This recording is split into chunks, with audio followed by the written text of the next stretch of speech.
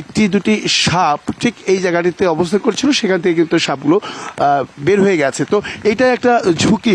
আর পাশাপাশি আরেকটি বিষয় যেটা জানি রাখি যে এখানে আশ্রয় কেন্দ্র অনেকটাই দূরে, এমনকি অনেকে জানেও না যে আসলে কোথায় আশ্রয় কেন্দ্র। তাই বিভিন্ন যাদের দালান করা বাড়ি আছে সেখানে তারা কিন্তু অবস্থান করছে, সেটাও একটা একটা নির্মম পরিস্থিতি। তো সবকিছু মিলে বলা যায় সাতকানিয়ার এই অঞ্চলের মানুষগুলো এখন আর ভালো নেই, তাই তারা সহযোগিতা চাচ্ছেন, সাহায্য চাচ্ছেন। চট্টগ্রামের প্রায় যে অঞ্চলগুলো রয়েছে আশেপাশের সাতকানিয়া উপজেলা থেকে শুরু করে অন্যান্য যে অঞ্চলগুলো রয়েছে সব জায়গাতেই লাখ লাখ মানুষের এই পানিবন্দী। আমরা এখন আছি সাতকানিয়া এই অঞ্চলটাতে।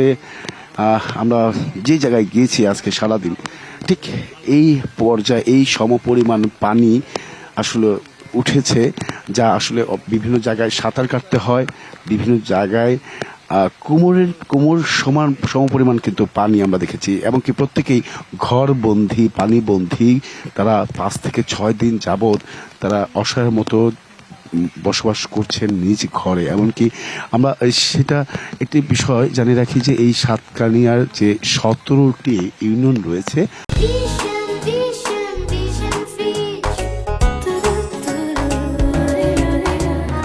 17টির মধ্যে প্রায় সবগুলোতেই এই পানির নিচে তলিয়ে আছে। আপনি দেখতে পাচ্ছেন, যেহেতু চট্টগ্রামে এখনো বৃষ্টি হচ্ছে, এখন দুপুর 2টা বাজে। আজকে আমরা সকাল মধ্যরাতের পর থেকে কিন্তু আমরা দেখেছি বৃষ্টির সেই প্রভাবটা, এমনকি বৃষ্টির প্রভাব সেটা কিন্তু এখনো সেই বৃষ্টিটা থেমে যায়নি। তার মানে বুঝতে হবে যে এখানকার মানুষই বলছে যে আসলে তারা এই যে সংগ্রাম, এই পানিবন্দী মানুষের যে সংগ্রাম, সেটা তারা আজ থেকে 2 বছর আগে করেছিল, এবার তারা করছেন।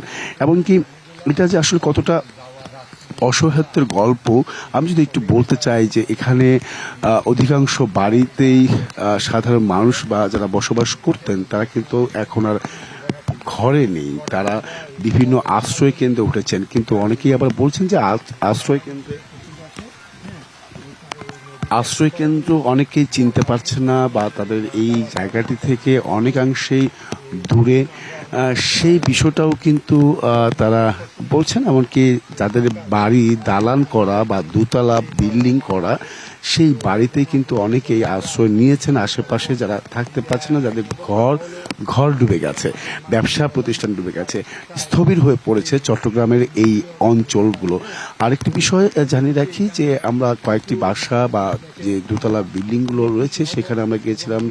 অনেক বাসাতেই তারা কিন্তু 12টা পরিবার, তাদের সদস্যরা রয়েছে, পরিবার পরিজনরা রয়েছে, তারা কিন্তু আশ্রয় নিয়েছে। এবং অনেকেই চিকিৎসার যে অভাব সেটা কিন্তু আমরা দেখেছি, অনেকে মুমূর্ষু রোগী আমরা দেখেছি সেখানে আশ্রয় নিয়েছে, কিন্তু তারা ওষুধ কিনতে পারছেন না, ওষুধ পাচ্ছেন না, ডাক্তার দেখাতে পারছেন না। চট্টগ্রামে গিয়ে যে তারা ভালো উন্নত চিকিৎসা করাবেন সেটাও কিন্তু তারা পাচ্ছেন না। তার মানে বিষয়টা আসলে অনেকটাই জটিল আকার ধারণ করেছে এই চট্টগ্রামে। এমনকি ত্রাণের যে বিষয়গুলো আমরা দেখেছি বা জেনে এসেছি, যে সেনাবাহিনীর পক্ষ থেকেও সেনাবাহিনীর পক্ষ থেকেও কিন্তু সহযোগিতা করা হচ্ছে। আমরা বিভিন্ন জায়গায় আমরা দেখেছি। এই মাত্র দেখতে পাচ্ছেন যে লাল টি শার্ট পরা একজন ব্যক্তি আসছেন, আমরা একটু তার সাথে একটু কথা বলতে চাই যে আসলে তাদের বর্তমান পরিস্থিতি, তাদের যে জীবন যুদ্ধটা, সেই জীবন যুদ্ধটা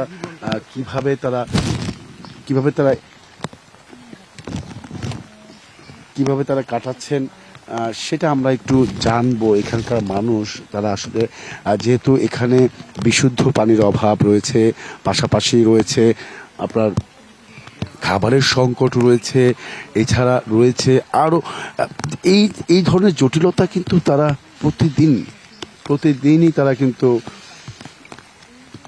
এই ধরনের কাজের সঙ্গে তারা মানিয়ে নেওয়ার চেষ্টা করছেন। কিন্তু তারপরেও যেহেতু জীবনটা অনেক কঠিন, বাস্তবের মুখে এখানকার বাসিন্দারা পড়েছেন, তারপরেও তারা যুদ্ধ চালিয়ে যাচ্ছেন, তারপরেও তারা আশাহত হননি। তারা প্রত্যাশা করছেন সরকারের কাছ থেকে যাতে করে ভালো কিছু সহযোগিতা সব ধরনের খোঁজ খবর নেওয়া সব কিছু জানে তারা করে থাকবেন, এটাই কিন্তু তারা প্রত্যাশা করছেন। এছাড়াও আমরা দেখেছি যে সেই আশ্রয় কেন্দ্র না, অঘোষিত আশ্রয় কেন্দ্র হয়ে গেছে, যাদের আশেপাশে যাদের দালান বা দোতলা বিল্ডিং রয়েছে তারা এখানে দেখেন ঘরবন্দি মানুষগুলো আসলে কতটা অসহায়, কারণ তাদেরকে বাজারে যেতে পারছেন না, সব জায়গাতেই পানি, বাজার দোকানপাট সব কিছু আসলে তলিয়ে গেছে। তারা একেবারেই ঘরে এইভাবেই অপেক্ষা করে থাকেন। এছাড়াও আমি একটি কথা জানিয়ে রাখতে চাই, সেটা হচ্ছে যে এই জায়গাগুলোতে যারা ঘরবন্দি হয়ে থাকেন সব থেকে অসহায় যারা, তারা হচ্ছেন নিম্ন মধ্যবিত্ত এবং কি মধ্যবিত্ত পরিবারের সদস্যরা। তারা আসলে মুখে প্রকাশ করতে পারেন না বা সহযোগিতা চাইতে পারেন না, তারা কিন্তু আসলে ব্যাপক আকারে বিপাকে পড়ে যান। তাই তারা অসহায়ের মধ্যেই আসলে তাদের দিন কাটাতে হয়। এছাড়া একটা বিষয়, ত্রাণের যে বিষয়টা বলছিলাম, সেই ত্রাণের বিষয়টা যদি আমি একটু বলি, আমি ত্রাণ সরকারিভাবে হোক বেসরকারিভাবে হোক আমরা দেখেছি, আমরা গতকালকেও দেখেছি বিএনপির পক্ষ থেকে যেহেতু প্রধানমন্ত্রী তারেক রহমান তিনি কিন্তু এটি আনুষ্ঠানিকভাবে ঘোষণাও দিয়েছেন যে এই অসহায় মানুষদের পাশে দাঁড়ানোর জন্য। সেই মোতাবেকই কিন্তু আমরা গতকাল থেকে দেখেছি বিভিন্ন জায়গায় বিএনপির পক্ষ থেকে ত্রাণ সামগ্রী নিয়ে যাওয়া হয়েছে, এমনকি দেশের বিভিন্ন প্রান্ত থেকে বিভিন্ন সংস্থা রয়েছে, বেসরকারি প্রতিষ্ঠানগুলো রয়েছে, তাদের উদ্যোগেও কিন্তু ত্রাণ সামগ্রী নিয়ে যাওয়া হচ্ছে, কিন্তু সঠিক সময়ে সঠিক জায়গায় পৌঁছাচ্ছে কিনা সেটা একটা কিন্তু বড় বিষয় বা বড় কারণ হয়ে দাঁড়ায়। কারণ যোগাযোগ ব্যবস্থা তো অচল, স্থবির যোগাযোগ ব্যবস্থা। সেই প্রেক্ষিতে আমরা বলতে পারি যে এই যোগাযোগ অব্যবস্থাপনার কারণে অনেকে ত্রাণ কিন্তু সময় মতো জায়গার মতো কিন্তু তারা নিয়ে পৌঁছাতে পারছেন না।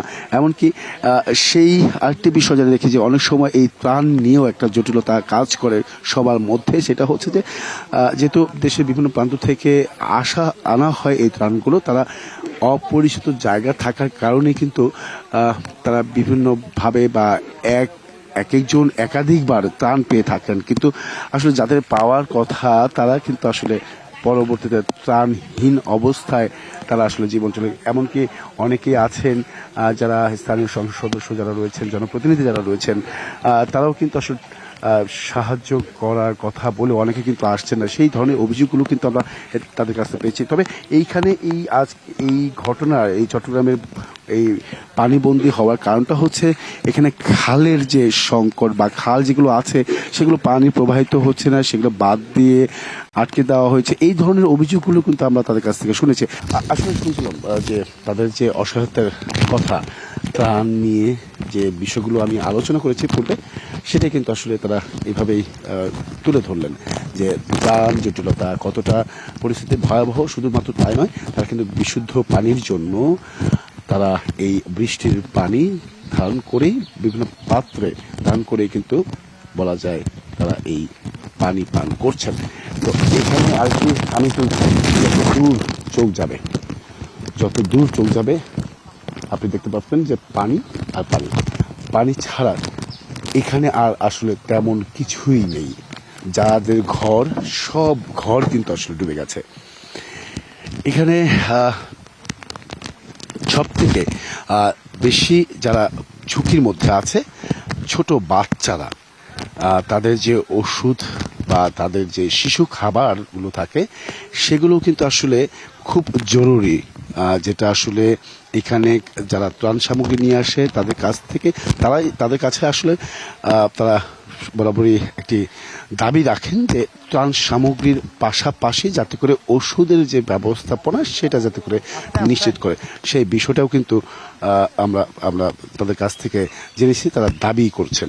আপনার এখানে আসলে ওই ধরনের পরিস্থিতিটা নাই যে আপনার কোমর পরিমাণ বা আঁঠু পরিমাণ পানি মধ্যে আমরা থাকবো, কিন্তু আসলে এখানে কোমরের উপরে পানি, যেটা হচ্ছে বুক সম পরিমাণ পানি হয়ে গেছে। অনেক জায়গাতে আমরা সাঁতার কাটতে দেখেছি, কেউ আসলে বাড়িতে নেই, ঘর পড়ে আছে, কিন্তু ঘরে যে মানুষগুলো থাকার কথা সেগুলো নেই। তবে আমরা আরেকটি বিষয় দেখেছি যে শেষ মুহূর্তে তাদের যে বাড়ি ঘরে পানি ওঠার পরও যে জিনিস বা আসবাবপত্রগুলো শেষ রক্ষা করার জন্য আপ্রাণ চেষ্টা করে যাচ্ছেন।